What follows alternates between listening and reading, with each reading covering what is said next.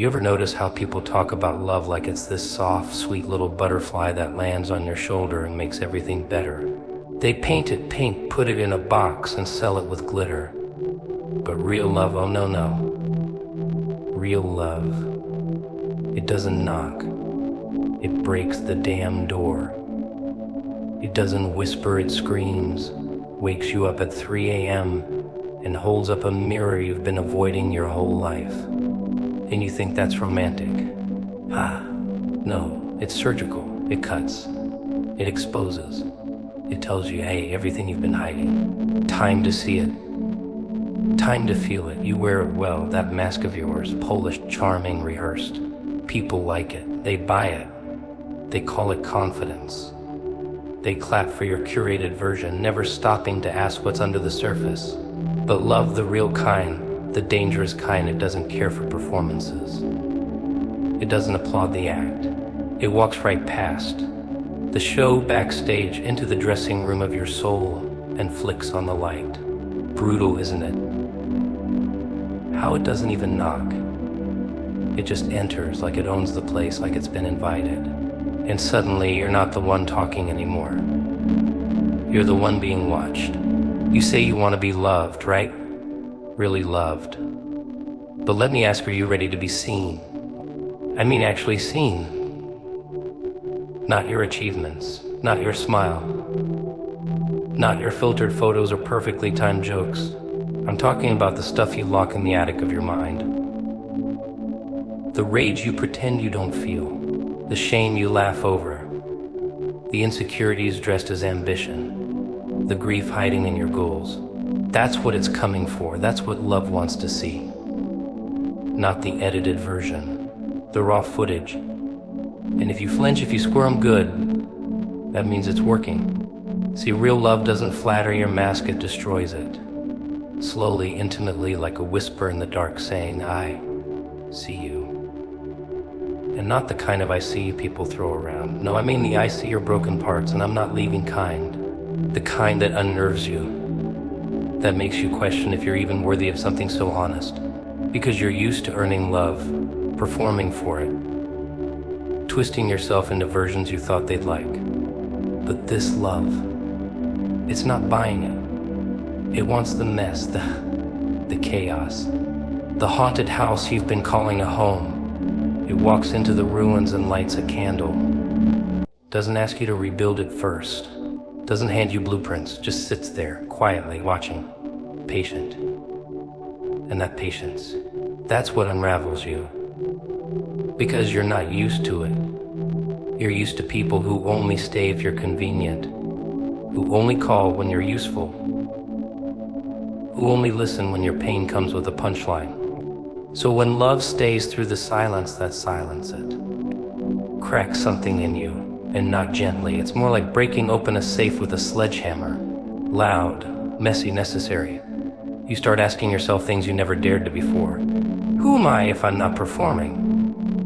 What's left of me when I stop trying to be enough? And love doesn't answer. It just holds up the mirror. And you stare. And you hate it. And you want to look away. But you don't.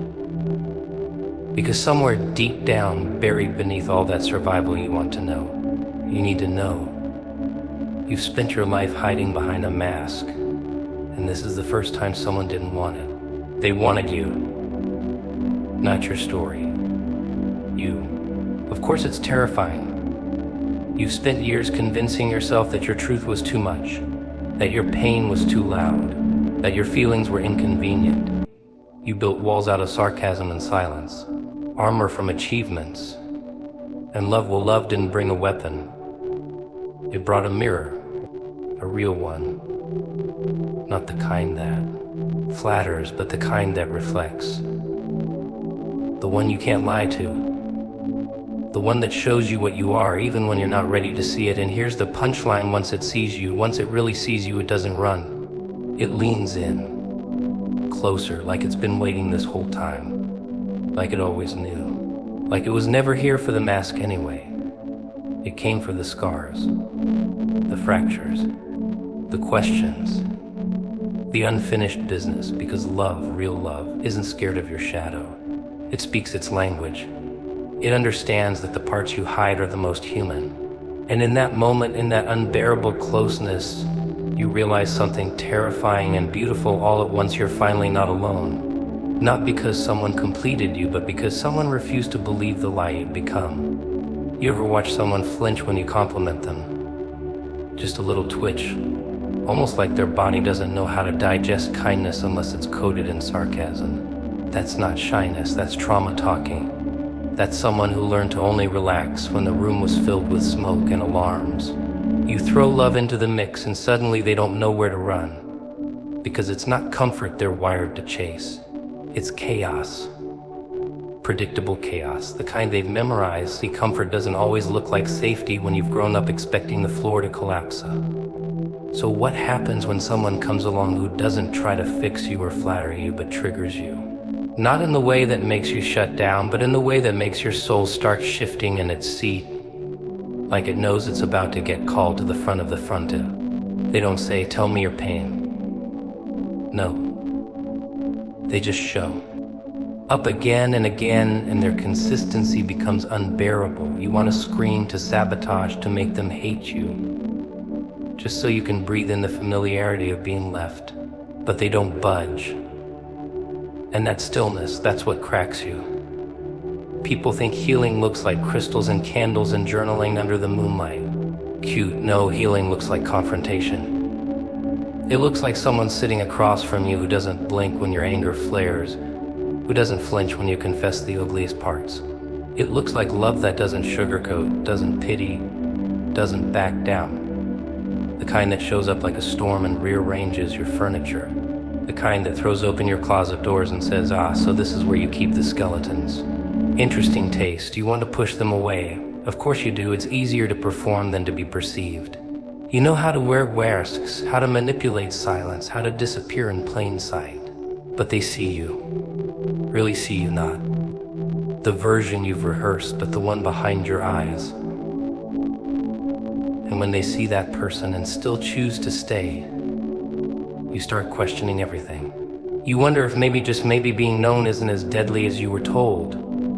But it sure feels like it, because now you're vulnerable. Now you're exposed. And it's all their fault. They won't let you play small. That's the worst part.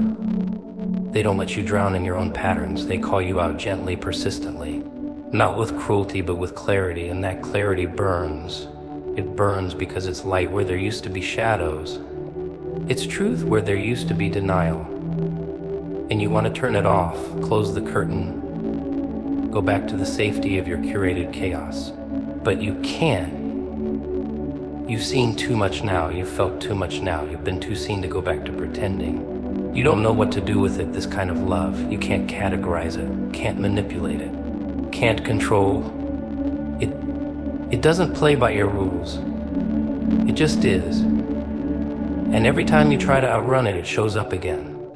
Unmoved, unbothered. Like it knows how this story ends and it's just waiting for you to catch up. That's when the panic sets in. Because if you let it and really let it in, you'll have to let go of the identity you built on survival. And that identity, it's been your shield, your home, your anchor. Letting it go feels like stepping into a void with no promise of landing. But here's the twist: they never asked you to change. They never demanded a transformation. They just offered presence. And presence, real presence, is radioactive. It melts the fake, destroys the facade. It doesn't force you to evolve, it invites you, and that invitation haunts you. Because it's not loud or flashy, it's quiet, patient. It waits. And you know deep in your bones that if you accept it, there's no turning back. No pretending. No rewinding. Just a long, slow surrender to being seen, known, and maybe, if you're lucky, loved anyway. You've been wearing your best behavior like a designer suit. Pressed, polished, polite.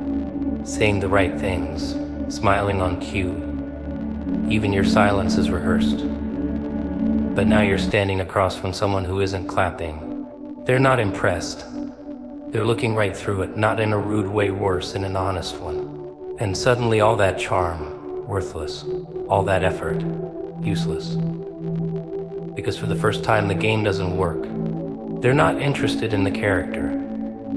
They're waiting for the author. They want to meet the hands behind the mask, not the performance itself. You've crafted this persona like a castle. Years of strategy. Brick by brick, word by word. Don't be too much, don't be too soft. Don't cry too loud, don't love too openly. And sure, it worked. Got you applause, attention, maybe even affection. But the walls are getting tight now, aren't they? The air's stale. You can barely move without tripping over the weight of who you pretend to be. And now, this person, this soul sent by whatever force is still watching you, thought they'd walk into your castle and bow like everyone else. But they didn't. They kicked the door in, looked around, and said, "Where's the real you hiding?" You laughed, of course, nervous, casual, tried to steer the conversation back to safer ground. But they didn't take the bait. They asked again, not with words, but with presence. With the kind of silence that doesn't just fill a room, it scrapes the walls. And suddenly you're aware of how loud your pretending has been. Every sentence you speak echoes like a lie you no longer believe. And their eyes, still there, still waiting, not judging, just observing. Like they already know the truth and they're giving you the dignity of revealing it yourself. It's maddening, infuriating, because you want them to like you but not see you. You want the benefits of connection without the vulnerability of exposure. You want love without the mirror, but they don't play that game. They offer no validation for your mask, no reward for your pretending. And that hits something primal. Because if they're not validating the version you show the world, then what does that say about everything you've built? You start to fumble. Maybe crack a joke too soon. Maybe go quiet for too long. The script doesn't fit anymore. You're improvising in a play you wrote yourself, and somehow you're the only one confused. That's what real love does. It doesn't follow your choreography. It tears up the script and says dance anyway. Not to impress. Not to entertain. Just to see if you can still move when there's no one clapping. And here's the cruel mercy of it all, they're not asking you to be perfect. They're not even asking you to be whole. They just want true. But truth costs more than effort. It demands surrender. And surrender isn't romantic. It's terrifying. It means showing up without the armor, without the spin, without the fallback lines. It means sitting in your own silence long enough to hear what's really there. And hoping God, just hoping they don't walk away once they hear it too, they see the cracks. All of them. The fractured beliefs, the half-healed wounds. The smiles you wear to cover the bleeding. And instead of flinching, they lean closer, not to fix, not to save, just to witness. And that kind of witnessing, that's the scariest thing you'll ever survive.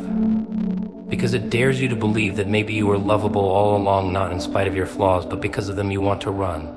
Every nerve in your body screams for escape. This is too much. Too raw. Too close. But something in you, something ancient, won't move.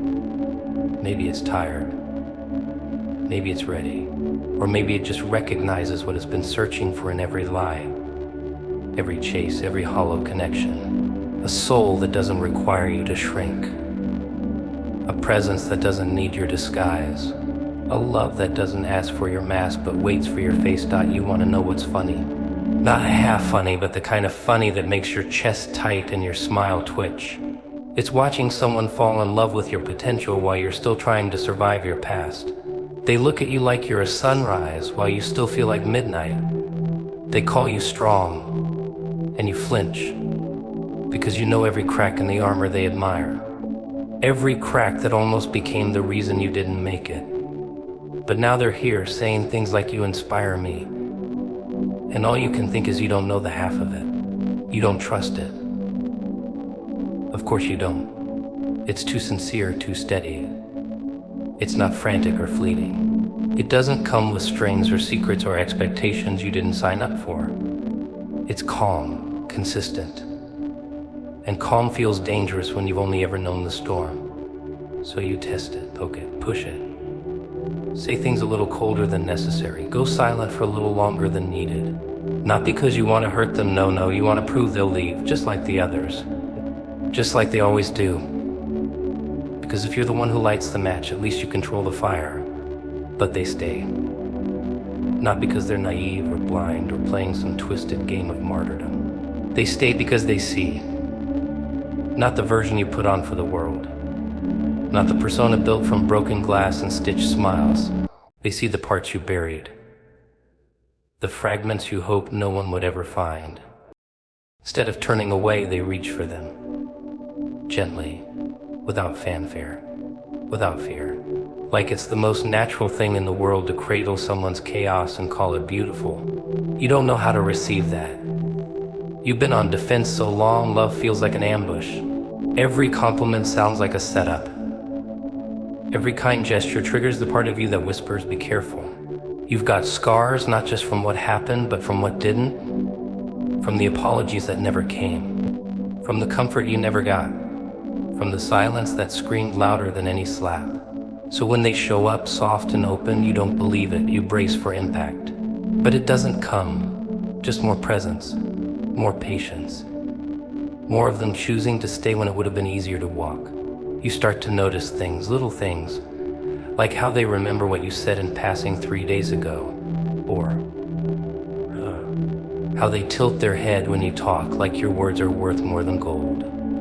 How they don't try to fix you, just sit with you, even when the room feels heavy. You try to downplay it, but it's not working. Their presence is dismantling the lies you've been feeding yourself for years.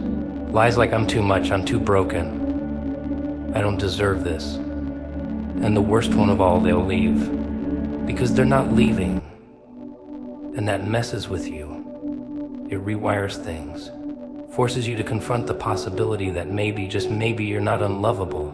Not defective.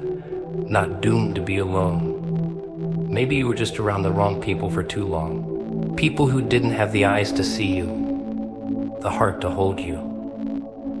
The soul to match you. And now the right energy shows up and suddenly you're not crazy, you're just in the wrong environment. Like a flower trying to bloom in cement.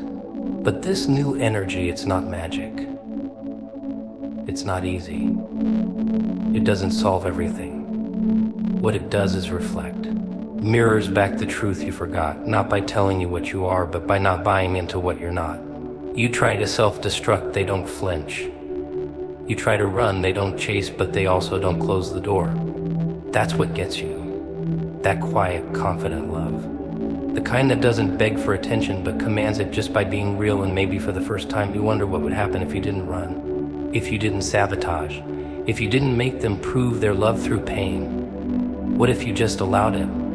Let the connection breathe. Let it show you who you really are when you're not constantly performing, defending, or bracing for impact. What if love wasn't a battlefield, but a mirror? One that doesn't reflect your flaws, but your fight, your resilience, your truth. They say when it's real, you'll know. As if the soul doesn't already scream it before your mind can catch up. As if the blood doesn't run differently when they walk in the room. As if your instincts haven't been working overtime trying to act normal when everything inside you feels like it's been flipped inside out. You're not calm. You're not collected. You're holding on by a thread, pretending this is just another face, another voice, another farce set of eyes. But you know better. You've always known better. There's something about this one that rearranges the furniture in your mind. It's not about how they look. It's not about what they say. It's something beneath that. It's the way time shifts around them. How silence doesn't feel empty, it feels alive. You're not used to that. You're used to silence being punishment, a warning, a countdown, but with them, it's permission to breathe, to be, to unravel, slowly without performance. And that's terrifying, because unraveling means they'll see what's underneath, and you're not so sure they'll stay. When they do, you keep your armor on at first. Of course you do. That armor's not decoration, it's survival gear, crafted over years of betrayal and disappointment. Every dent in it tells a story. Every sharp edge has a purpose. But this person, this quiet chaos dressed as calm, they're not trying to break your armor. They're just not reacting to it. Like they see right through the metal and into the shaking hands holding it up. They don't challenge you to drop it. They just keep showing up, making it harder to pretend you need it. You catch yourself laughing without trying, smiling when no one's watching, feeling safe in a way that makes you suspicious. You tell yourself it's temporary, a phase. You remind yourself how it's ended before, how it always ends. But somewhere between the glances and the quiet acknowledgments, you realize you've already let them in. Not all the way, not yet, but enough. Enough to feel it. Enough to know that if they left now, it would cost you something you're not sure you can rebuild, and still you test them. Not with drama. Not with loud declarations. With silence. With withdrawal. With those little moments where you pull back just enough to see if they notice. And they do, every time. But they don't chase, they don't beg, they just wait. And it kills you. Because that kind of patience, it's not passive, it's powerful. It says, I'm here, but I won't force you to choose me. And that's the most dangerous kind of love. The kind that doesn't manipulate, doesn't guilt, doesn't perform. It just is you try to explain yourself, but the words come out jagged. You've never had to translate your truth before. You've always kept it hidden, layered under charm, or silence or sarcasm. But they don't flinch when you stumble. They don't correct your grammar when your pain comes out messy.